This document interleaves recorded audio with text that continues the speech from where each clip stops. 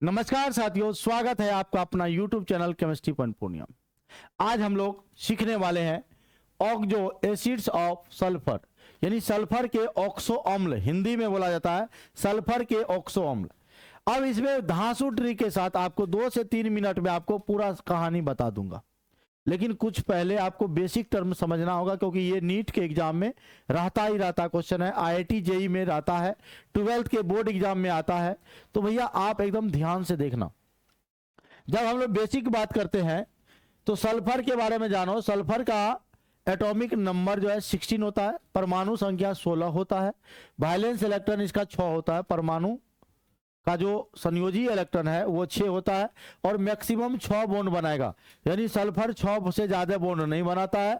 Sulphur और hydrogen हमेशा direct नहीं जुड़ता, ये याद रखिएगा, डायरेक्ट नहीं जुड़ता है, यानी सल्फर से हाइड्रोजन डायरेक्ट नहीं जुड़ सकता है। सल्फर और हाइड्रोजन के बीच में कोई मीडिएटर होगा, बीच में कोई परमाणु जुड़ा रहेगा, चाहे ऑक्सीजन हो सकता है, चाहे और कुछ हो सकता है।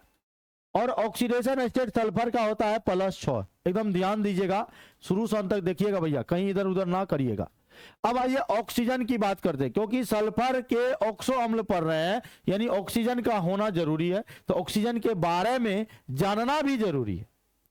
और जब ऑक्सीजन के बारे में जानेंगे साथियों, तो ऑक्सीजन के संकेत तो या O होता है, सिंबल तो होता है, वैलेंस इलेक्ट्रॉन होता है 6, अकेला में मैक्सिमम ये 6 बॉन्ड बना लेगा, कौन? ऑक्सीजन। लेकिन किसी के साथ रहेगा या तो डबल बॉन्ड बनाएगा, या तो ऐसे करके बनाएगा सिंगल दोनों बगल, या तो 2 ऑक्सीजन के साथ ऐसा। अगर इस कंडीशन में रहेगा तब इसका नाम हो जाता है पर ऑक्साइड। क्या होता है भैया? पर ऑक्साइड। यहां पर ऑक्सीजन का चार्ज -1, यहां पर -1 होता है, ये याद रखना। ये रहा आपका बेसिक टर्म। अब आइए ट्रिक की ओर। ट्रिक क्या है देखिए, हमने लिख रखा है ताकि वीडियो एकदम छोटा हो जाए।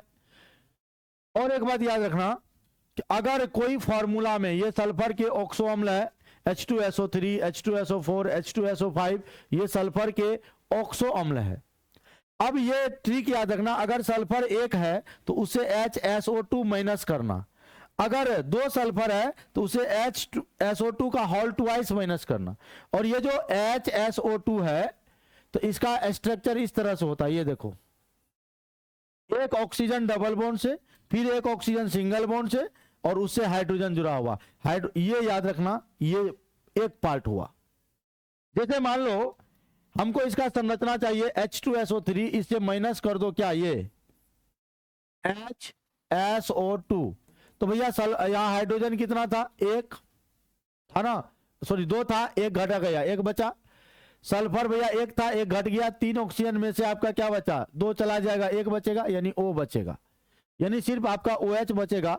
इसीलिए इसकी संरचना जब लिखोगे तो बीच में लिखोगे सल्फर, ये वाला, डबल बॉन्ड दोगे O, सिंगल बॉन्ड दोगे O से आपका H, एक वाला पार्ट तो ये, दूसरा पार्ट यहां पर आपका जुड़ेगा O से जुड़ेगा H। ये हुआ इसकी संरचना, ये हुआ इसका संरचना। अगर हम H2SO4 का निकालना चाहेंगे, इससे माइनस कर दो HSO2, तो जब इससे माइनस कर देंगे तो देखो 2 हाइड्रोजन, 1 हाइड्रोजन, 1 हाइड्रोजन बचेगा, और सर सल्फर 1 चला गया, और यहां 2 ऑक्सीजन बचेगा, यानी O2 बचेगा। तो जब 2 ऑक्सीजन बचेगा तो इसका संरचना आप, एक पार्ट तो यही होगा S डबल बॉन्ड O से H, ये सिंगल पार्ट है, एक ऑक्सीजन आपका डबल बॉन्ड से दे दीजिए, तो 2 बॉन्ड यहाँ, 2 बॉन्ड यहाँ, 4, 1 यहाँ, 5, तो 1 बॉन्ड और जुड़ सकता है, तो ऑक्सीजन को जोड़ के यहाँ पर OH, क्योंकि एक ऑक्सीजन को डबल बॉन्ड से दे दिए और OH बचा तो OH को इसे लिख दिए। ये H2SO4 का संरचना है, ये सल्फ्यूरिक एसिड का संरचना है।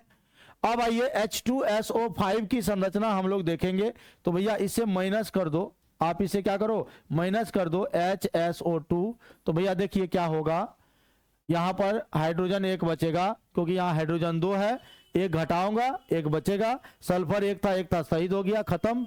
5 ऑक्सीजन में से सर जी यहां पर 2 चला जाएगा, 3 बचेगा O3। अब यहां बात करते हैं यहां पर, तो इसका मतलब है 3 ऑक्सीजन है। अगर हम पहला पार्ट ऐसे लिखें, ध्यान दीजिए, पहला पार्ट अगर ऐसे लिखें, ये हमारा पहला पार्ट है सर। अब यहां पर डबल बॉन्ड ऑक्सीजन दे, डबल बॉन्ड ऑक्सीजन दे, तब OH दे, तो देखो भैया सल्फर को 1 2 3 4 5 6 7 8 बॉन्ड हो जाएगा, सल्फर नाराज हो जाएगा तो कहेगा नहीं नहीं हम नहीं बनबो नहीं बनबो। तब इस कंडीशन में क्या करना, ऑक्सीजन ऑक्सीजन में सिंगल बॉन्ड दे देना, ये वाला बात। अब देखिए ऑक्सीजन गिन लो कितना है, ऑक्सीजन गिनो भैया 1 2 3 4 5, हाइड्रोजन गिनो 1 1 2, हाइड्रोजन भी यहाँ साझेदारी करके बॉन्ड बना लिया, यहाँ बना लिया, हाइड्रोजन खुश है।